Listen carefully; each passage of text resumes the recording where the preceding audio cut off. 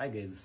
Now, after everything that has happened today and yesterday, and basically the past 7 or 10 days in Kenya, I feel compelled to make this video. And I just want to give a disclaimer that I'm not making this video as a leader of anybody. The views I'm going to express in this video are coming from my own heart. And I felt that since I've been communicating a lot of what I think and what I stand for through videos, I thought it was going to be a good idea to make this video. So I'm making this video after we've all seen, what the president has said. And the question that a lot of people, that a lot of guys are asking themselves right now is KAIRO going to be in the streets tomorrow? And I just want to confirm one thing. The past protest, the one for yesterday and the one that we had last week, I was in the front line.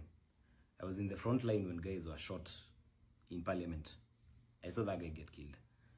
I was on the front line before we even got to parliament, and we pushed those cops, that unit that was manning City Hall, when we pushed them all the way from Pronto, all the way back to parliament, and inside parliament, I still made it inside there. So I'm talking from the perspective of a guy who's been at the front line of these things, and we've all seen how things have really escalated. But I want to tell guys one thing.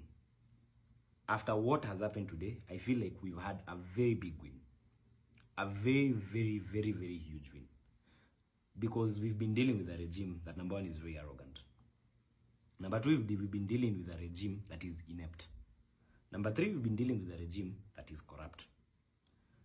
But one thing that gives me hope, despite everything that has happened, is the fact that we saw them climb down.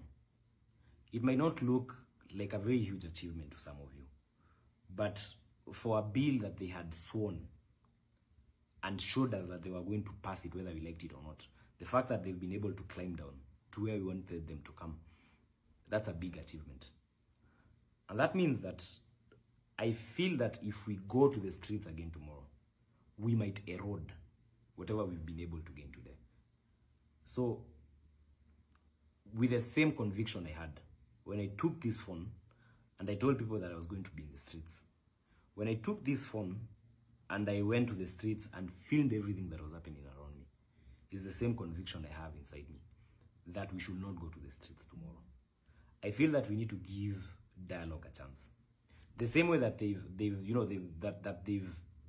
they've felt our presence, they've seen what we can do.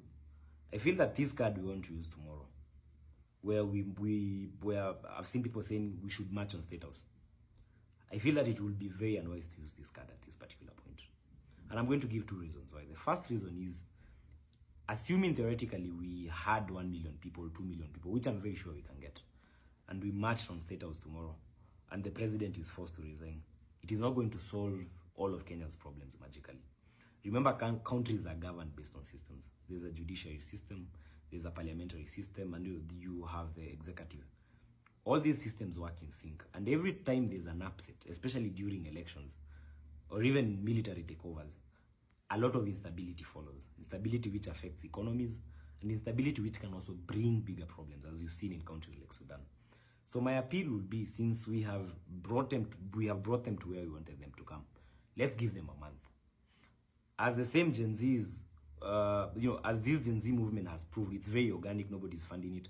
We can always come back after 1 month and say, whatever the president said, because the president has promised very many things. He's talked about, cutting down on wastage.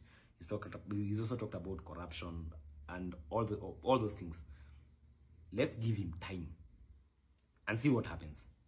If within a month or within 2 months we feel that nothing is going to change or nothing has changed, we can always come back to the spaces, to the TikToks, to the Facebook, to the Instagrams, and say that we're going to go to the streets again. But at this particular point, I feel that we would be making a mistake if we went to the streets again tomorrow. And this is not from a point of cowardice. This is from a point of patriotism. It's from a point of also looking at the bigger picture, which is basically the country. It's also a point of looking and appreciating that if we love our country, Kenya, then we should also not stand for anything that will bring instability to this country or even bring it down. So tomorrow you will not see me on the streets. I'm not going to tell people not to go to the streets. It's your own prerogative. But I feel that I owe the country an explanation if they don't see me on the streets tomorrow. So So I will not be joining you in the streets tomorrow. If people go to the streets tomorrow and whatever happens again, as we have kept on saying, this movement does not have a leader. So this is just the opinion of one person. It does not present the opinion of all the other millions of Kenyans. But if you watch this video and you listen to me, please take time to process it and take time to heed to my